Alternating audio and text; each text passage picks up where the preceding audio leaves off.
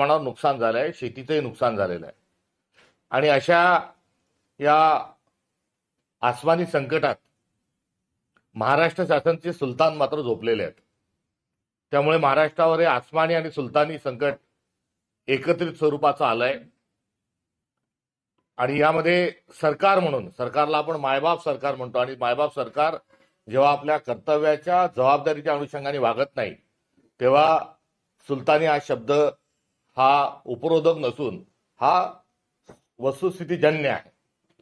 सरकारने ताबडतोबीनं पंचनामे करण्याचे आदेश दिले पाहिजे. पीक विम्याचे पैसे हे त्यांना देण्याच्या अनुषंगानं पावले उचलले पाहिजे. मात्र गाढ सरकार जे आहे ते झोपी गेलेलं आहे. ताबडतोबीनं या अवकाळी पावसामुळे झालेल्या नुकसानाची ताबडतोबीने पूर्ण पाहणी करावी, त्याची झालेली नुकसानवारी जी आहे ती जाहीर करावी आणि या शेतकऱ्यांना ताबडतोबीनं मदत द्यावी, ही काँग्रेस पक्षाची मागणी आहे. सोबतच जे महत्वाचे जे काही एक प्रश्न आणि मुद्दे आहेत त्यामध्ये सरकार हे व्यवस्थित काम करत नाही हे पुन्हा एकदा सिद्ध झालंय.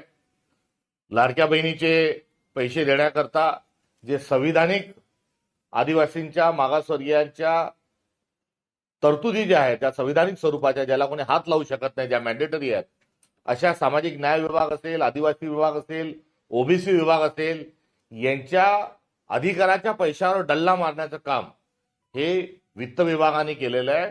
आणि जो पैसा वळती केला गेलेला आहे, हा वळती केलेल्या पैशाचं कारण काय हे नुसतं आम्ही हा जाब विचारत नाही, मात्र हे अशा प्रकारचं असंवैधानिक कार्य हे सरकार करत असल्याबद्दल महामहिम राज्यपालांनी त्यांचा जाब हा सरकारला विचारला पाहिजे. आणि हा जाब विचारत असतानाच हे महाराष्ट्रात काय चाललंय हे जाणून घेण्याची इच्छा महाराष्ट्रातल्या तमाम नागरिकांना आहे. त्यामुळे सरकारची आर्थिक परिस्थिती ही डबघाईस आली आहे का, हा एक प्रश्न या निमित्ताने उपस्थित होतो. आणि येता जाता उठता बसता या सरकारमधील जे जबाबदार नेते आहेत, जे मुख्यमंत्री उपमुख्यमंत्री आहेत, हे मोदींचा जय जयकार करत असतात. त्या मोदींजवळ खरंच त्यांची जर पत असेल तर त्यांनी त्या ठिकाणी जावं आणि महाराष्ट्राचं विशेष पॅकेज हे मंजूर करून त्यांनी आणावं आणि जो आर्थिक डबघाईस येण्याच्या दिशेने जो महाराष्ट्र चाललाय त्या अनुषंगानं पावले उचलावीत. मागच्या महिन्यात एसटी कामगारांना पगार करण्याकरता पैसे नव्हते, तर कुठे सामाजिक न्याय विभागाचे पैसे वळती केल्या जातात आहे. मंत्री त्या संदर्भात बोलताय, त्यांच्या बोलण्यावर कोणी उत्तर देत नाही, त्यांचं समाधान होत नाही. ठेकेदार जे आहेत त्या ठेकेदारांना त्यांची बिलं मिळत नाही, म्हणून न्यायपालिकेमध्ये जाऊन त्यांना दाद मागावी लागते. एकंदरीत हा महाराष्ट्र जो आहे, या पुरोगामी महाराष्ट्राचं नाव हे कुठेतरी खराब करण्याचं कारस्थान हे सुरू आहे. त्यामुळे एक विशेष पॅकेज यांनी आणावं आणि ते आणत असतानाच शेतकऱ्यांना कर्जमाफी जी आहे ती कर्जमाफी देखील जाहीर करावी. त्यासोबतच 1,500 वरून 2,100 रुपये जे घोषणा केली होती त्याचे पैसे द्यावेत आणि विशेष पॅकेज महाराष्ट्राला मंजूर करावं. यासोबतच खरीपाने दस्तक दिलेली आहे आणि खरीप हंगामाच्या अनुषंगानं सरकारची कुठलीही तयारी नाही. बियाण्याचा तुटवडा जो असेल तो मोठ्या प्रमाणात निर्माण होऊ शकतो. पीक नियोजनामध्ये जागतिक परिस्थिती बघता सोयाबीन या पिकाला पर्यायी कोणती पिकं असू शकतात या संदर्भात कुठेही चिंतन हे आढळून येत नाही. त्यासाठीच्या कार्यशाळा आढळून येत नाही. कृषी विभाग त्याकरता फिरताना दिसत नाही. कृषी विभागाचं नाव घेतल्यानंतर फक्त शेतकऱ्याची तुलना भिकाऱ्याशी करण्याचेच प्रसंग अलीकडच्या काळात घडायला लागले आहेत. किंवा कृषी विभागाचे जे मंत्री आहेत ते कर्जमाफी घेऊन तुम्ही मुलाबाळांचे लग्न करतात, पैसे उधळतात, असंच त्यांच्या तोंडून ऐकावं लागतंय. अहो कृषी मंत्री महोदय, खरीप हंगाम आलेला आहे, आपलं खत किती आलं, बियाण्याची काय परिस्थिती आहे, शेतकऱ्याच्या नेमक्या गरजा काय आहेत, कुठे लिंकिंग केलं जातंय का, हे घ्या त्याच्यावर हे दिला जाईल अशा प्रकारची परिस्थिती आहे का, हे बघा. आणि खरीप हंगामाचं योग्य ते नियोजन हे सरकार करायला विसरलंय. ही तातडीची बाब म्हणून या संदर्भात सरकारने पावलं उचलावीत. सोबतच शेतमालाला भाव नसल्यामुळे शेतकरी हवालदिल आहे. क्रॉप लोन मागच्या वर्षी जितक्या प्रमाणात निघलं होतं त्याची परतफेड झाली नाही झाली या संदर्भात सरकारने आढावा घेतला पाहिजे. आणि मागच्या वर्षीचं पूर्ण वर्ष हे पीक विम्याचे पैसे न मिळण्याच्या संदर्भात असेल, वेगवेगळ्या आपत्तीच्या संदर्भात असेल, शेतमालाला असलेल्या भावाच्या अनुषंगाने असेल, मागचं वर्ष शेतकऱ्यांना तोट्याचं राहिलेलं आहे. कुठे दुष्काळाचंही ते राहिलेलं आहे. अशा परिस्थितीत अशा कर्जांचं पुनर्गठन हे सरकारने करावं.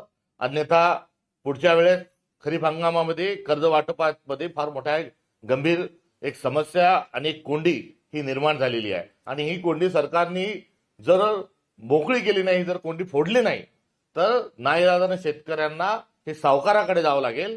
त्यामुळे सरकारला जर त्यांनी या कर्जाच्या पुनर्रचनेच्या आणि क्रॉप लोनच्या अनुषंगानं जर धोरणात्मक निर्णय घेतला नाही, तर त्याचा अर्थ असा होतोय की सरकारला शेतकऱ्याला नागवायचं आहे आणि शेतकऱ्याला सावकाराकडे पाठवायचं आहे.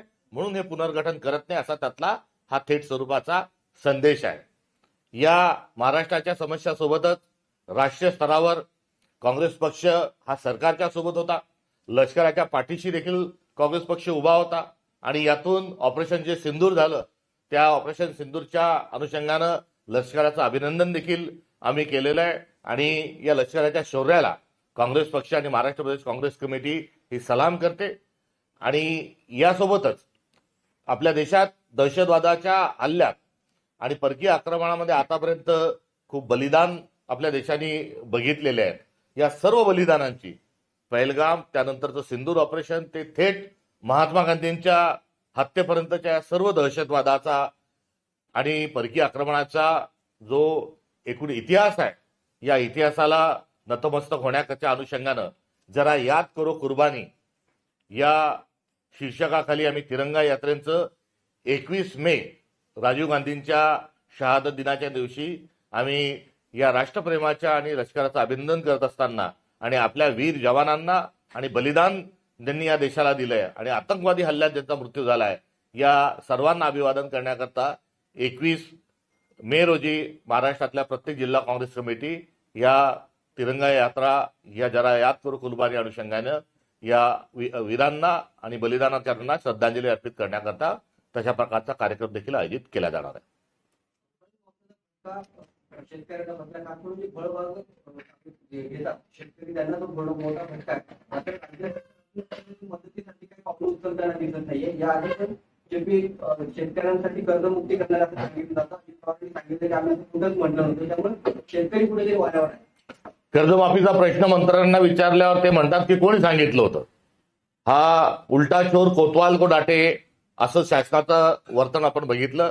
आपण विचारल्यानुसार खरे की हे पीक विम्याच्या संदर्भात फळबागायतदारांना जे पैसे द्यायला पाहिजे त्या संदर्भात कुठेही पावलं उचलल्या गेले नाही.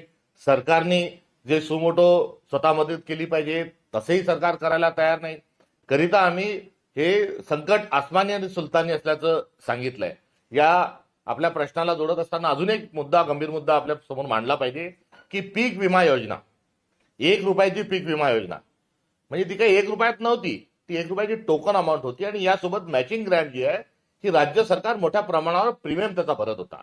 आणि या योजनेमध्ये वेगवेगळ्या पेरणीपासून तर कापणीपर्यंत आणि कापणीनंतर खळ्यापर्यंतच्या पूर्ण ज्या शेतीतल्या ज्या 5-6 टप्प्या आहेत, या प्रत्येक टप्प्यावर त्या ठिकाणी पिकाच्या संरक्षण करत असताना पीक विमा योजना ही लागू करण्यात आली होती. मात्र मागच्या वर्षी काय झालं, त्या पीक विमा योजनेमधले गोंधळ, घोटाळे, याच्यातला भ्रष्टाचार, याच्यातले आका हे समोर आले. आता याच्यातल्या पीक विमा योजनेतल्या गडबड घोटाळा करणाऱ्या आकांवर कारवाई केली नाही, पैसे लाटणाऱ्या लोकांवर कारवाई केली नाही. स्पष्ट स्वरूपामध्ये ऑनलाईन ट्रान्झॅक्शन मध्ये झालेला जो घोळ आहे त्या संदर्भात एकही गुन्हा हा दाखल झाला नाही. आणि असं असताना त्या पीक विमा योजनेमधल्या 1 रुपयाच्या पीक विमा योजनेमधले जे दोषी होते त्यांना यांनी जेलमध्ये टाकायला पाहिजे होतं, त्यांच्यावर यांनी कारवाई करायला पाहिजे होती. आणि त्या जुन्या योजनेतले जे दोष होते ते दोष दुरुस्त करून शेतकऱ्यांच्या हिताकरता पीक विमा योजनेला बळकटी देण्याची आवश्यकता होती. मात्र या सरकारने काय केलं, त्या सरकारने आरोपींवर कारवाई केली नाही, त्याच्यातले दोष दुरुस्त केले नाही. उलट एक बंद पडलेली किंवा बिघडलेली किंबहुना 25 वर्ष जुनी जशी एक योजना होती, ज्या योजनेमध्ये त्याचे वेगवेगळे जे टप्पे आहेत, हे सगळे वेगवेगळे टप्पे काढून टाकण्यात आले. आणि सरते शेवटी खळं झाल्यानंतर, आणेवारी आल्यानंतर जिल्ह्यातील महसूल मंडळामध्ये पीक कापणी करून ते पीक विमा योजनेचे पैसे देणार आहे, अशी एक फार चुकीची योजना ही महाराष्ट्रामध्ये लागू केली. ही अन्यायकारक योजना आहे. जुन्या योजनेमध्ये दोष दूर करून तीच योजना लागू करायला पाहिजे होती, मात्र त्यांनी ती सरसकट रद्द केली. आणि आता पीक कापणी प्रयोगावर आधारित अशी एक बोगस योजना या बोगस सरकारने आणली आहे. या सरकारने ही जी नवीन जाहीर केलेली योजना आहे ही त्यांनी रद्द करावी. जुन्या योजनेतले जे दोष आहेत ते दूर करावेत आणि त्या 1 रुपयाच्या योजनेतले जे भ्रष्टाचारी होते यांना जेलमध्ये टाकावे. तर आपण तुम्ही काही वेळापूर्वी शरद पवार यांची भेट घेतलेली आहे. शरद पवार हे महाराष्ट्रातले ज्येष्ठ नेते आहेत. त्यांना 50 वर्षापेक्षा अधिक लोकशाही प्रणालीचा, संसदीय कामकाजाचा, राजकारणाचा, समाजकारणाचा एक फार मोठा दांडगा अनुभव आहे. आणि महाराष्ट्र प्रदेश काँग्रेस कमिटीचा अध्यक्षपदाची धुरा सांभाळल्यानंतर औपचारिक कार्यक्रमाच्या अनुषंगानं जरूर माझी त्यांची भेट झाली. मात्र मी व्यक्तिशः जाऊन जबाबदारी स्वीकारल्यानंतर त्याची भेट होऊ शकली नव्हती. वेळ जुळून येत नव्हता. उपलब्धता जी आहे तिची अडचण होती. मात्र आज योगायोगानं त्यांची वेळ मिळाली, ते उपलब्ध होते आणि आज करिता मी सदिच्छा भेटीच्या अनुषंगानं आदरणीय शरद पवार साहेबांची भेट घेतली. दोन्ही राष्ट्रवादी एकत्र येण्याची चर्चा सुरू असताना तुम्ही काल दिल्लीवरून जाऊन येणं आणि आज भेट घेणं कुठेतरी याचं हे कोरिलेशन व्हायला काय? कोणते पक्ष कोणासोबत कसे एकत्र येतात हा त्यांचा अंतर्गत बाब आहे. काँग्रेस पक्षाची जी भूमिका आहे ती स्पष्ट स्वरूपाची आहे.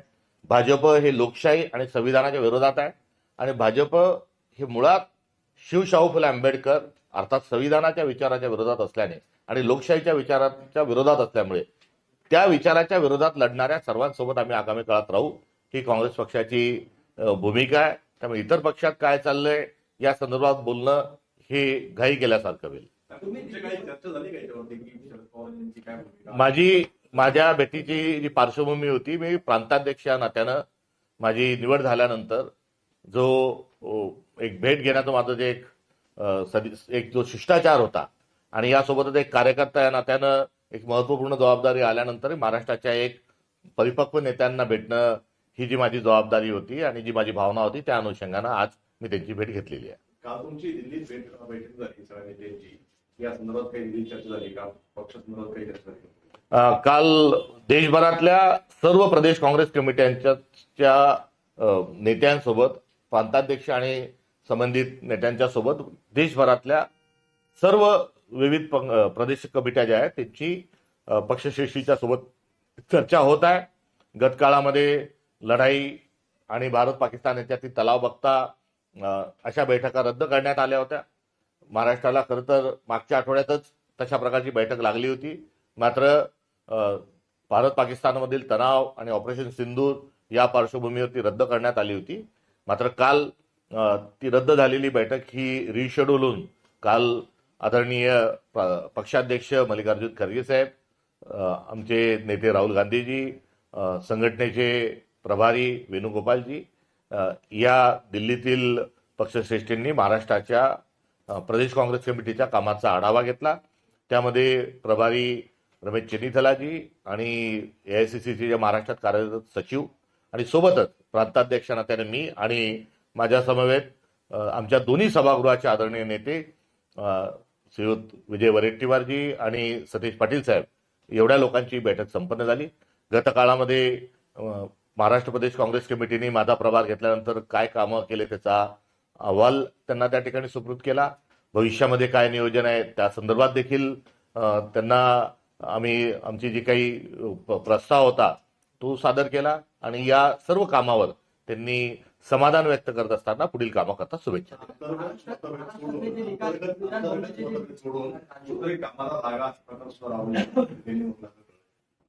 अशा संदर्भात कुठलीही चर्चा ही झाली नाही. उलट अत्यंत खेळीमेळीच्या याच्यात कुठलीही तक्रार किंवा कुठलाही नकारात्मक भाव हा त्या ठिकाणी नव्हता. अत्यंत समाधान त्यांनी कामावर व्यक्त केलं आणि अर्थातच महाराष्ट्र प्रदेश काँग्रेस कमिटीचा हा पहिल्यापासूनची जी भूमिका आहे ही सर्वसमावेशक, सर्व आदरणीय नेत्यांना पुढे घेऊन जाण्याचीच आहे. त्यामुळे महाराष्ट्र प्रदेश काँग्रेस कमिटीमध्ये कुठलीही खटपट किंवा अशा प्रकारचा कुठलीही तक्रार ही नाही, दूरपर्यंत नाही. त्यामुळे फार सकारात्मक आणि चांगल्या पद्धतीने ही चर्चा झाली आणि समाधान व्यक्त करत असताना पुढे कामाच्या शुभेच्छा देखील त्यांनी दिल्या. वेगवेगळ्या स्टेजवर राहुल गांधी त्यांनी उदाहरण देतात. तुम्ही काल त्यांची भेट घेतली, महाराष्ट्र सगळ्या किंवा या सगळ्या संदर्भात काय विशेष सांगितलं आहे का राहुल गांधींनी? 30 मतदारसंघामध्ये आम्ही डोर टू डोर या संदर्भामध्ये मतांची पडताळणी करत आहोत. आणि हे एकदम मतदार कसं वाढलं, काय वाढलं या संदर्भामध्ये जो तळागाळात जाऊन त्याची जे सर्वेक्षणाची सध्या कामकाज सुरू आहे आणि यामध्ये धक्कादायक स्वरूपाची अनेक माहिती या समोर आलेल्या आहे. त्यामुळे हे सरकार धांदली करून आलेलं आहे, हे चोरी करून हे निवडून आलेलं सरकार आहे, हे आमचं ठाम मत आहे. आणि या अनुषंगानं महाराष्ट्रामध्ये आगामी काळामध्ये हे सरकार चोरी करून चोरीच्या मतावर आणि धांदली करून निवडून आलेलं आहे. या अनुषंगानं आपल्या महाराष्ट्रात वेगवेगळ्या ठिकाणी आपल्याला रॅली पाहायला मिळतील. शरद पवारांची तुम्ही भेट घेतली आहे. उद्धव ठाकरेंच्या भेटीचं काही नियोजन असणार? हो, अर्थातच त्यांच्या देखील भेटीच्या अनुषंगानं त्यांची उपलब्धता नंतर त्यांनाही भेटण्याकरता मी जाणार आहे. सुप्रीम कोर्टाचे मुख्य न्यायाधीश कोणी झाले ते त्या विदर्भातील अमरावतीचे आहेत. आज शपथविधी झाला आहे, कसं बघताय? अत्यंत भूषणाव बाब आहे की मराठी मातीतला वराडी, अस्सल वराडी भूमीतला एक व्यक्ती हे सरन्यायाधीश होतात. मागच्या वेळेस बोबडेजी हे सरन्यायाधीश झाले होते. आता गवई साहेबांचा जो योग आलाय हा समाधान देणारा आहे, आनंद देणारा आहे. आणि त्यांचे वडील रासू गवई साहेब यांच्या जीवनातील संघर्ष आणि त्यांचे विचार त्याचंही या औचित्यावर त्याचंही स्मरण झालं. आणि ते होत असतानाच त्यांना आनंद तर आहेच आहे, शुभेच्छा तर आहेच आहे. मात्र काल त्यांच्या मातोश्रींनी कुठेतरी बॅलेट पेपरवर मतदान घ्यावं अशा स्वरूपाची काही बातमी देखील ही ऐकायला मिळाली. ही देखील एक काय नेमक्या त्या काय आदरणीय मातोश्री कमलताई काय म्हणाल्या हे जाणून घेण्याची देखील जिज्ञासा ही या निमित्ताने निर्माण झाली. काँग्रेसकडनं ज्या रॅलीचं नियोजन तुम्ही आता सांगितलं, भारतीय जनता पक्ष आजपासून किंवा आतापासून रॅली अनेक ठिकाणी काढताना दिसते. विजय रॅली किंवा तिरंगा रॅली असं संबोधन त्यांनी दिलेलं आहे. एकूणच पंतप्रधानांची या सगळ्या संदर्भात घेतलेली भूमिका यावरती तिरंगा रॅली होती, नेमकं काँग्रेसचं काय? काँग्रेसने तिरंगा रॅली ही आधीच वेगवेगळ्या ठिकाणी ह्या काढण्यात आलेल्या आहेत. दिल्लीलाही सीज फायर होण्याच्या फार पूर्वी, घोषणेच्या फार आधी दिल्लीच्या रस्त्यावरून आमचे संपूर्ण शीर्ष नेतृत्व रस्त्यावर तिरंगा ध्वज घेऊन भारत माता की जय आणि लष्कराच्या वर आम्हाला अभिमान असल्याच्या अनुषंगाने अनेक घोषणा देत असताना बघायला मिळाल्या. मुंबईतही तशा प्रकारची रॅली ही आयोजित करण्यात आली होती. त्यामुळे अशा तिरंगा रॅली ह्या काँग्रेस आधीपासूनच आयोजित करते आणि त्यातलाच एक भाग म्हणून राजीव गांधींच्या बलिदानातला स्मरून आणि त्याचं औचित्य साधत असताना आम्ही सिंदूर आणि इतर आतापर्यंत झालेल्या बलिदानाच्या अनुषंगाने ही तिरंगा रॅली काढत आहोत. देशाच्या शहीद झालेल्या लोकांना जर कोणी अभिवादन करत असेल तर यात स्वागत आहे. हिंदी में ब्रीफ कर दीजिए कि किस तरीके से आप लोग ऑपरेशन सिंदूर की सफलता को लेकर तिरंगा रैली कर रहे हैं? जी, निश्चित सिंदूर की कामयाबी अपनी जगह है और हम उसकी बधाई उसकी देते हैं, उसका हमें फख्र है. और उसके साथ ही जो पहलगाम में जो हमला हुआ, उस हमले से लेके तो महात्मा गांधी जी की शहादत तक के जो आतंकी हमले हैं और इस बीच में जो सारी सिंदूर लड़ाई से लेके तो आजादी के समय तक की जो सारी लड़ाइयाँ थी, इसमें जो जवान शहीद हुए, जो हमारे नेता ने इस देश में बलिदान दिया, जिसमें एक आम आदमी का भी मृत्यु हुआ, इन सबको, इनकी सबकी शहादत को याद करते हुए हम 21 मई को जरा याद करो कुर्बानी ये तिरंगा रैली का आयोजन कर रहे हैं. सर, आप जो है वो सेलिब्रेट कर रहे हैं, तिरंगा रैली निकाल रहे हैं, लेकिन आपकी सहयोगी हैं शिवसेना यूबीटी, वो ये सवाल कर रहे हैं कि जो पहलगाम में आतंकवादी हमला हुआ उसमें जो आतंकवादी शामिल थे वो तो मारे ही नहीं गए, तो ये ऑपरेशन सक्सेसफुल कैसे हुआ? और जो बीजेपी तिरंगा रैली निकाल रही है उसका वो लोग विरोध कर रहे हैं.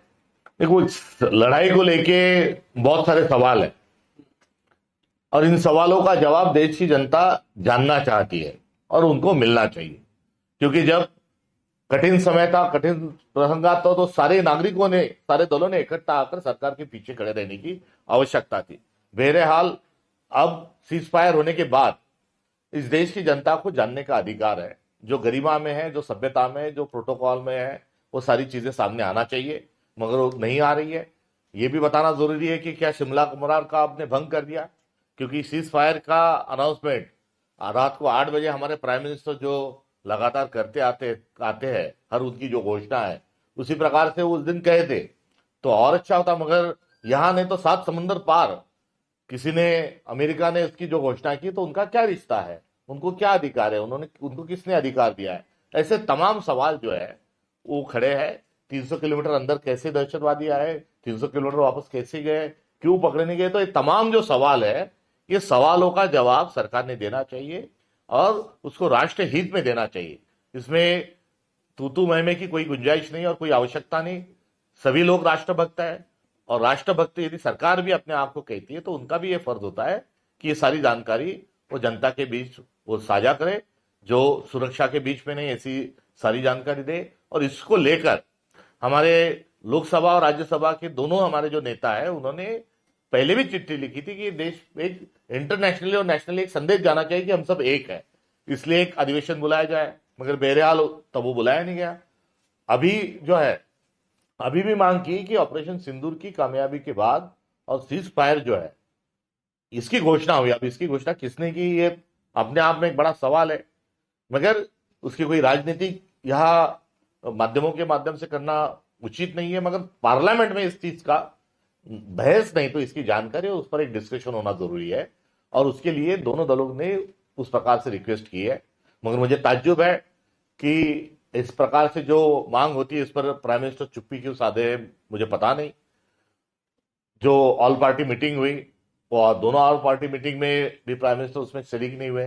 तो ये सारे जो सवाल है उन सवालों का जवाब भारतीय जनता पार्टी ने, भारत सरकार ने और मोदी जी ने देना चाहिए। सर, पहलगाम हमले को लेके, जो आतंकवादी हमला है उसको लेके, और आपने कहा कि महात्मा गांधी का जो हुआ है उसको लेके भी आपने कहा कि आतंकवादी हमला है, और उसको लेके आप लोग एक तिरंगा यात्रा निकाल रहे हैं। तो क्या कहना चाहते हैं, ये मतलब पहलगाम हमले से महात्मा गांधी के जो हत्या, देश का 75 साल आजादी को हो गए, और इस 75 साल में जिनकी शहादत हुई है उनको अभिवादन करना ये हर नागरिक का फर्ज है।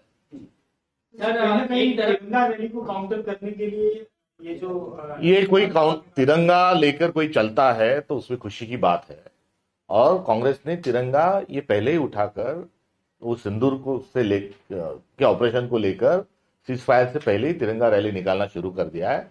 और ये आजादी के पहले भी कांग्रेस तिरंगा यात्रा ही और तिरंगा रैली ही करती थी।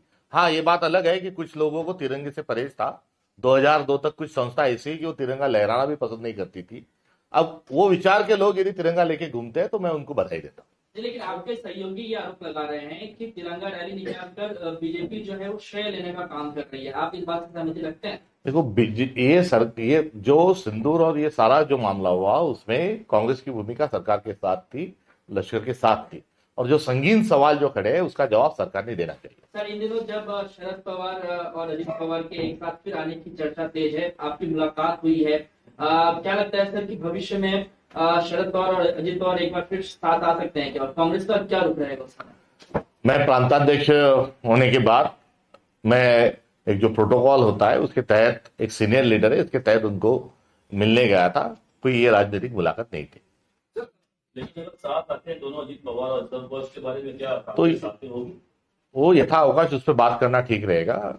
इसमें कोई आज की ऐसी स्थिति नहीं कि उस पर कोई टिप्पणी की आवश्यकता है। सर, कांग्रेस एनसीपी साथ आने की, एनसीपी अजित पवार और शरद पवार साथ आने की चर्चाएं हैं। तो कुछ दिन पहले राज ठाकरे और उद्धव ठाकरे एक साथ आने की चर्चाएं हो रही थी, और दोनों ही पार्टियां कांग्रेस की अलायंस पार्टियां हैं। तो कांग्रेस किसके साथ जाएगी, कांग्रेस का क्या स्टैंड होगा? कांग्रेस संविधान के साथ है, कांग्रेस इस भारत की संस्कृति परंपरा के साथ है, कांग्रेस लोकतंत्र के साथ है, कांग्रेस संविधान के संरक्षण संवर्धन के लिए कटिबद्ध है, और इन सब मूल्यों को जो साथ रखेगा। और बीजेपी जो है सबका ये एंटी डेमोक्रेटिक है, एंटी कॉन्स्टिट्यूशनल उनका स्टैंड है। जो इसके खिलाफ रहेगा बीजेपी के, वो हमारे साथ रहेगा। ये हमारी पॉलिटिकल लाइन है। और रही बात इकट्ठा आने की, तो हम भारत जोड़ो वाले हैं, और कोई जुटता है तो उसमें कोई आक्षेप या उसमें कोई बुरा बोलने की बात नहीं। अच्छा है, बधाई देते हैं। मुझे इस बधाई के साथ सब साथ आकर मिलकर जो इंडिया अलायंस का जो था कि सब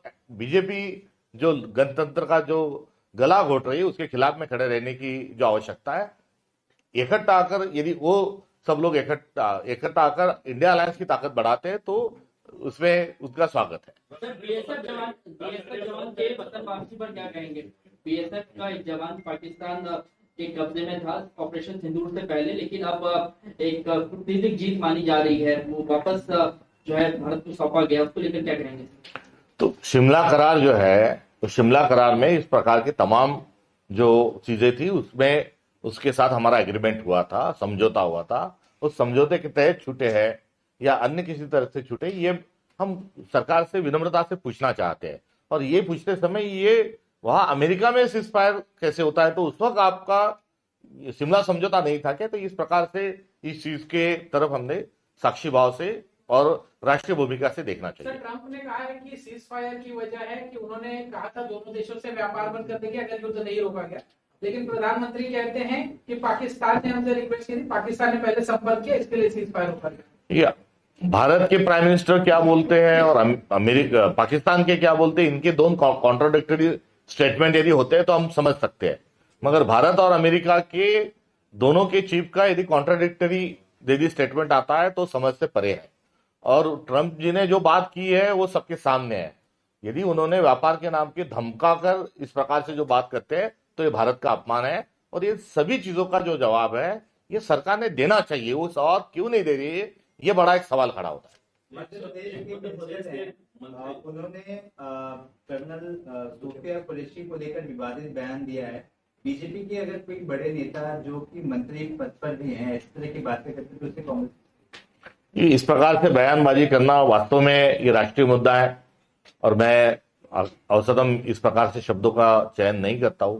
मगर ये ऐसे शर्मनाक मामला है, इस प्रकार से कोई टिप्पणी करते हैं जो भारत की एकता और अखंडता के लिए जो महिला, जो बहन, जो माँ एक खड़ा होती है और जिनके खड़े होने पर एक फख्र महसूस होता है, उनके बारे में इतनी गलत टिप्पणी करना ये कहीं ना कहीं एक राष्ट्रद्रोह की जो रेडियस होता है उसमें भी ये चीजें आती है। मगर ऐसे लोगों को बीजेपी ने तात्काल स्वरूप में उन पर कार्रवाई करना चाहिए। ऐसे जो बयान करने वाले लोग हैं उनको भाजपा हमेशा जो है वो उनको उनकी पीठ थपथपाता है। ये बदकिस्मती से महाराष्ट्र में और भारत में भी देखने के लिए जो एक अभी के दिन आए दिन जो देखना पड़ता है, बड़ा दुःख है। मध्य प्रदेशात भाजपच्या मंत्र्यांवरती राष्ट्रद्रोहाचा गुन्हा दाखल करावा अशी तुमची मागणी आहे, स्पष्ट आणि निवेदन. त्यांनी दिलेलं जे वक्तव्य आहे हे अत्यंत गलिच्छ स्वरूपाचं त्यांचं वक्तव्य आहे आणि या वक्तव्याचा जो थेट संबंध आहे हा राष्ट्राच्या अस्मितेशी आहे। जेव्हा राष्ट्र म्हणून दोन महिला या ऑपरेशन सिंदूरच्या यशाची माहिती देत असताना त्यातल्या आर्मीचं प्रतिनिधित्व करणाऱ्या एका सिंदूर ऑपरेशनची जी यशोगाथा सांगत असणाऱ्या महिलेच्या संदर्भात जर कोणीही अशा प्रकारचं वक्तव्य केलं तर ते राष्ट्रद्रोहाच्या एकंदरीत प्रकरणामध्ये राष्ट्रद्रोहाचा तो मामला आहे अशी थेट स्वरूपाची आमची भावना आहे। कारण आपण राष्ट्र म्हणून सिंदूर ऑपरेशनकडे बघतो आणि त्याची माहिती देणाऱ्याच्या संदर्भामध्ये जर असं वक्तव्य येत असेल तर हा सार्वजनिक जीवनामधून निवृत्तीचाही विषय आहे, हा नैतिक गुन्हा आहे, हा तांत्रिक स्वरूपाचा गुन्हा आहे आणि त्यांना बरखास्तही केलं पाहिजे आणि त्यांच्यावर गुन्हा देखील दाखल झाला पाहिजे। सर, हमले के बाद कांग्रेस जो है रैली निकाली, इसके पहले सद्भावना रैली निकाली गई, फिर जो है 75 इयर्स का एक निकाला गया, लेकिन सर वहां पे आतंकी हमला हुआ था। कांग्रेस के स्लोगन में और या जो पुस्तक बैनर लगते हैं उसमें आतंकवाद को लेकर कोई ऐसा रैली का नाम नहीं लिया जा रहा है। आतंकी हमले के ही बैकग्राउंड पर ऑपरेशन सिंदूर को वहां पर अंजाम दिया गया और आतंकवाद और पाकिस्तान के खिलाफ में कांग्रेस ने जो अपनी भूमिका है वो हमला होते साथ ही उस भूमिका के साथ कांग्रेस रास्ते पे उतरी और ये दहशतवाद के खिलाफ ही ये की गई कार्रवाई में शहीद होने वाले लोगों की उनकी शहादत पर ही हम श्रद्धांजलि देते। राजीव गांधी जी का भी जो था वो बलिदान भी आतंकवाद के खिलाफ था, इंदिरा जी का भी आतंकवाद के खिलाफ था, महात्मा गांधी का भी आतंकवाद के खिलाफ था। कारगिल में लड़ाई हुई वो भी जो है वो एक लश्कर कार्रवाई थी। उसके बाद में तमाम जो लड़ाई है चाइना के साथ की वॉर हो, 65 की हो, 61 की हो, ये सारे जो है वो राष्ट्र की भी थी। तो इसलिए इन सभी जो शहादत वाले लोग हैं हम उनकी कुर्बानी को याद कर रहे हैं। सर, कांग्रेस सीज फायर का समर्थन करती है, आपको लगता है सीज फायर करना चाहिए था, इतनी जल्दी करना चाहिए? ये सारे सवाल जो है सीज फायर किसने किया, क्या किया, कब किया, कैसे किया, ये इसका कोई बाहर ट्रायल उसका न चले, पार्लियामेंट में इसका जवाब सरकार ने देना चाहिए। सर, तुर्की ने भी हेल्प की पाकिस्तान को हमला करने के लिए इंडिया पे, क्या देखते हैं किस तरह से उसका भी बॉयकॉट होना चाहिए?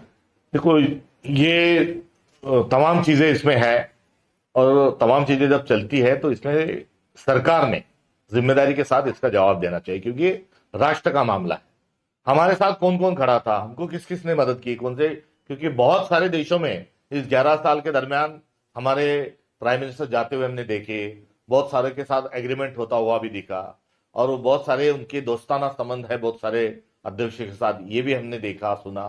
अब ऐसी घड़ी में कौन कौन साथ था ये भी देश जानना चाहेगा। तो ये बेहतर होगा कि इस प्रकार से आकर प्राइम मिनिस्टर पार्लियामेंट में एक अच्छी सी चर्चा करे, जो मैंने पहले ही कहा, वो डिबेट ना हो, वो एक जानकारी का आदान प्रदान रहे, राष्ट्र के नाम पर हम फिर से एक प्रेरणा लेकर निकले। और इसके लिए किसने किसने मदद किया, कौन खिलाफ में था, क्या मदद हुई, कितने लोग सिविलियंस का कितना उसमें जान गई, कितने आर्मी के लोगों की कितनी की, ये सारी चीजें वहां पर देश की जानकारी के सामने आना चाहिए। सर फसल बीमा को लेके और जो किसान सुसाइड कर रहे हैं लोग, सरकार का अपना आरोप लगाएगा उसके बारे में। फसल बीमा जो है, वो फसल बीमा में बहुत बड़ी धांधली जो है पिछले दिनों में हुई, उसमें करप्शन हुआ, एक आका नाम का भी शब्द उसमें से उभर के सामने आया, और उनमें जो करप्शन वाले जो लोग थे उन पर किसी भी प्रकार की कार्रवाई नहीं हुई। और ये जो पुरानी फसल बीमा थी उसमें की जो खामियां थी उसको दूर करके उसी को और अच्छे स्वरूप में लागू करने की आवश्यकता थी, मगर वो पूरी योजना जो है उसको निरस्त कर दिया गया। और जो 25 साल पहले जो योजना थी, वो जो योजना बहुत ही सिरे से गलत है, उस योजना को लागू कर दिया है। तो सरकार ये किसानों के खिलाफ में क्यों है, ये इसमें से एक सवाल पैदा होता है। और सरकार ने जो 1 रुपए की जो फसल बीमा थी उसकी करप्शन करने वाले लोगों पे कार्रवाई करना चाहिए, और उस योजना के जो दोष है उसको हटाकर उसे लागू करना चाहिए। Thank you. सर, ये सवाल है, क्या राज ठाकरे स्वागत करेंगे मामला सगाई में, राज ठाकरे स्वागत करें मामला सगाई में? अभी जो खिचड़ी पक रही है वो पूरा होने दो, उसके बाद उस पर बात करना ठीक रहेगा। उसके लिए शुभकामनाएं। Thank you.